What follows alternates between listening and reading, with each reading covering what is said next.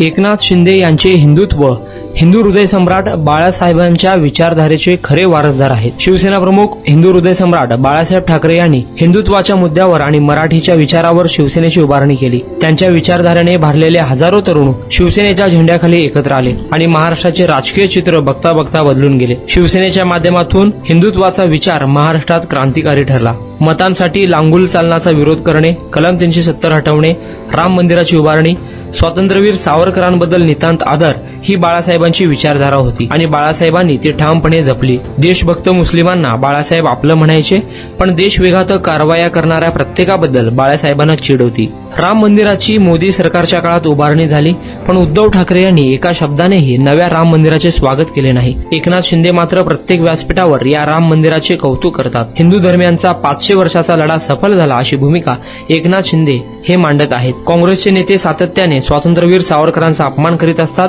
मात्र एकनाथ शिंदे हे सावरकरांचा आदर करतात।